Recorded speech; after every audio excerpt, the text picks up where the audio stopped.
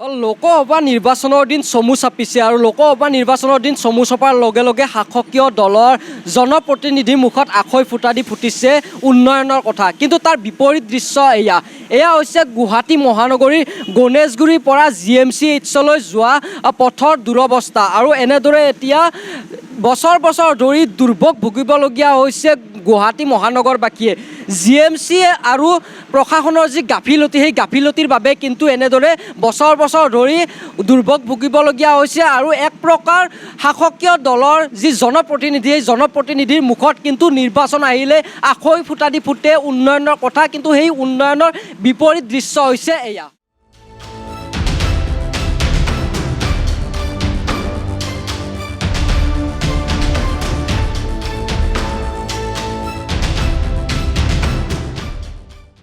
জৰুৰীকালীন বাহনসমূহ এই পথেৰে যায়, কিন্তু এজাক বৰষুণতে ইয়াত এককাল পৰ্যন্ত পানী হয়। ইয়াৰ যি দুৰৱস্থা আপোনালোকে ভুগি আহি আছে, আপোনালোকে অৱগত কৰিছে, কি ক'ব? ইয়াতেতো হয়ে, আজি অত বছৰৰ পৰাই বানপানী পায়ে আছোঁ। তথাপি সেইদিনা ছাৰ বাইদেউহঁতে আহিছে, আমাৰ বিজুলী বাইদেউ আৰু আমাৰ সিদ্ধাৰ্থ ছাৰে আহি কেনে প্ৰতিশ্ৰুতি দিলে যে এইখিনি ভালকৈ কৰি দিম, কৰিও আছে। চাওঁ এতিয়া কিমানখিনি আগবাঢ়ে। ভালকৈ কৰিলেতো চব পাব্লিকৰ কাৰণে ভালেই, এতিয়া ভালকৈ কৰিম বুলি কৈছে। কিন্তু এই দুৰৱস্থা আজি নহয়, প্ৰায় ৩-৪ বছৰ আগৰ পৰা এই ৰাস্তা ঘাট এনেকুৱা ধৰণৰ আছে। মাজে মাজে বনাই যায়, বনোৱাৰ পিছতো সেই পাইপবিলাক পুতিবৰ কাৰণে আকৌ ৰাস্তাটো বেয়া হৈ যায়।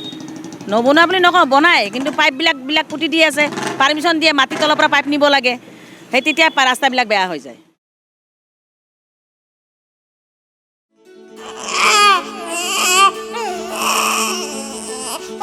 অভিনন্দন, আপোনাৰ এজনী ছোৱালী জন্ম হৈছে।